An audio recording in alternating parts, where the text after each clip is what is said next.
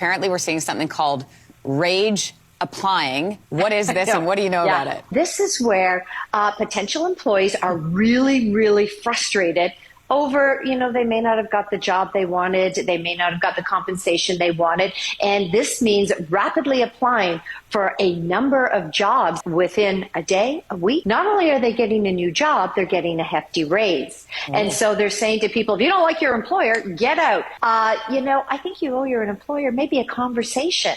But it is a red flag to future employers if you just are a serial hopper. Quiet hiring, quiet quitting, quiet firing, career cushioning, and now rage applying. What is rage applying? Well, it's just applying to a new job because you don't like your current job. Just like with all the other trending words, these are things that have been happening since the beginning of work. But now we need to name them and put these people into buckets and associate them with these lazy or negative connotations. Just like with quiet hiring, there seems to be a HR expert that all these media outlets go to. This time, their name is Jen Lim, and they are the CEO, but not just regular CEO. They're the Chief Executive Humanity Officer at their own company called Delivering Happiness. It's the latest job buzzword. Ever heard of rage applying? No? Well, I'm about to school you. Actually, Jen Lim She is the CEO of Delivering Happiness. Good morning. What in the world is that? People are just getting tired, disengaged, disgruntled, unhappy, and they're really wanting to, being more vocal about getting what they're worth. Corporate consultant and office culture expert Jen Lim. How do you become an office culture expert? She spoke with Insider about the pros and cons of hiring a possible rage applicant. There are ways to tell if an applicant is just trying to get away from their current job, she said. What is wrong with that? I understand maybe if you're the employer, you're like, oh, I don't want someone who's just desperate, but also, you don't really know the situation. It's about asking the right questions in an open way and seeing how the applicant reacts. So that's what you're trying to do. You're trying to bait them into a reaction and then try and figure out if they're rage applying or not. Like, come on, why don't you just do it in good faith? She says it's a really good indicator if it's just a rage applicant looking for more money or if there's more that aligns with the company. So first off, what's wrong with just looking for more money? Some people choose a job based strictly on compensation. So this HR expert encourages employers to push past the typical questions during an interview and dig deeper into the why. Based on responses to those deeper questions, a recruiter should be able to tell if someone is applying for the right reasons. Why are you gatekeeping the right reasons? Why can't money be the right reasons? Why can't being pissed off at your job and saying, you know what, I've done everything I can for this company and they still don't value me, I'm going somewhere else? Why is that not a right reason? Oh, but then they say, however, rage applying isn't always a red flag. It's never a red flag. Good days or bad days, you should honestly be applying to jobs all the time. You lose nothing and you have a chance to gain everything. And in the meantime, while you're still working, you're getting that initial waiting period when you first apply to a job and it takes a while for them to get back to you. You're getting that out of the way and you're building up email connections. So if people reach out and respond and say, hey, we saw your application, we're interested in continuing forward, you don't have to respond. You just put that email in your little saved contacts list for later. And then if you're feeling risky, you might even be able to take one of those emails and job offers and leverage it to get more money at your current job if you don't really want to leave. So of course I went on LinkedIn and typed in rage applying just so that I could see all the hot takes from CEOs, vice presidents, recruiters, and I found one video from an executive recruiter. They're basically just making fun of people who are rage applying and calling them immature. Let me just play it. Oops, got your coping skills. Now let's see what we got. That's not a coping skill. I'm not sure why you're comparing rage applying to a coping skill. Are you suggesting that people stop rage applying and just find other ways to enjoy a job that they're frustrated with? But doing it in a childlike way of going, oops, got your coping skills, it makes you look silly, honestly, not the people who are doing it. But attached to this video is a post of 5 key things you should consider before rage applying. Number 1, consider tough love. I'm a huge advocate of career satisfaction. Not every day is going to be perfect. There will be times where you need to have a tough conversation. While this may seem intimidating, some incredible growth has come from these difficult conversations. Chances are, if they're rage applying, they tried to have that difficult conversation and it didn't go well, and so now they're rage applying. Take time to reflect on your work situation. Tap your network to gain additional perspective. No, don't let your friends convince you to stay at a toxic job. Maybe you're having one of those moments where you're just like, I'm gonna quit, and you shouldn't quit, and it's something silly, but I'm gonna lean more towards the side of these people have tried and they've just reached their tipping point. Number 3, know your why. Interviewers often ask, why are you looking to make this career move? This isn't always an easy answer because it is highly scrutinized. If you choose to spill the tea about why your current employer is the worst place ever and how much you despise your coworkers, hold on, wait. Nobody said anything about that. They just said we're upset with the current situation. We're applying to a new job. Nobody's talking about despising coworkers or telling other companies that it's the worst place ever. Why are you doing that if you're rage applying? you're talking with recruiters, you should be like, yeah, I'm just looking for a new job.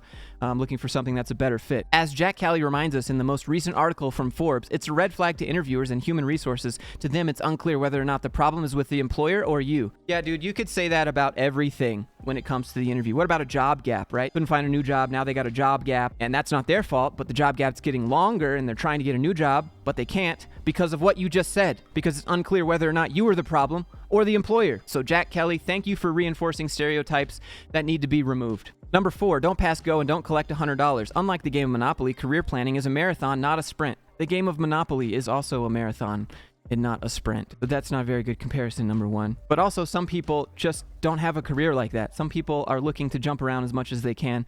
Some people are looking to start an entirely new career. I don't know. There's just a bunch of gatekeeping in here. Before you apply, sleep on it. No, that's dumb. Before you accept the job offer and quit your current job, sleep on it. But apply to as many jobs as you want. This is trash advice, Eleanor. My final piece of advice. Before you hit submit, just applying to a job. No, this is so dumb.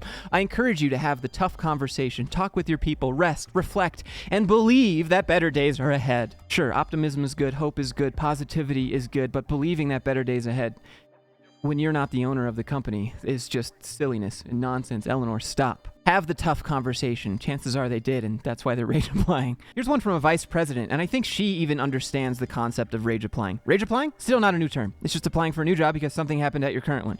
Even nothing happening is something. It's okay to apply whenever you feel like it.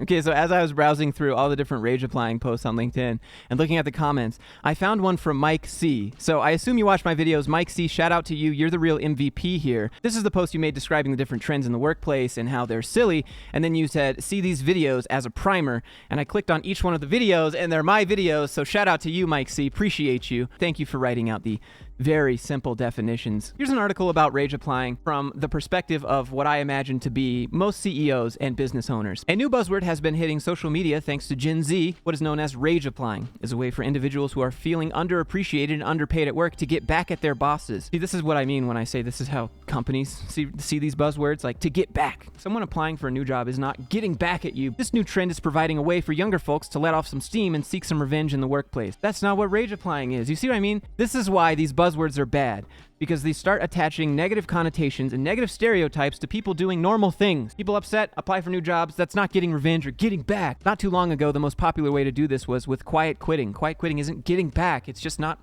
doing more than your job outlines for you without more compensation or something, but okay. But now things are getting a little more aggressive. Instead of quietly sitting back and doing the bare minimum at work, and instead of communicating their concerns to their managers, they prefer to sit and do nothing, basically is what this article says. Now let me show you who wrote this article. Her name is Renee.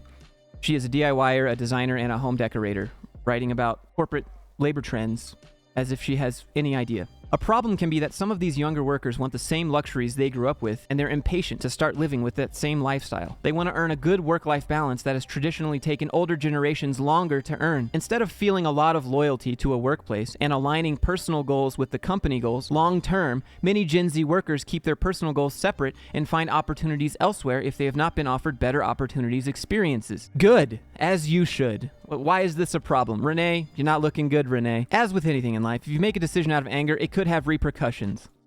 Thank you for this life tip. Apparently, we're seeing something called rage applying. What is this and what do you know about it? This is where potential employees are really, really frustrated over, they may not have got the job they wanted, they may not have got the compensation they wanted, and this means rapidly applying for a number of jobs within a day, a week. Not only are they getting a new job, they're getting a hefty raise. And so they're saying to people, if you don't like your employer, get out. I think you owe your employer maybe a conversation.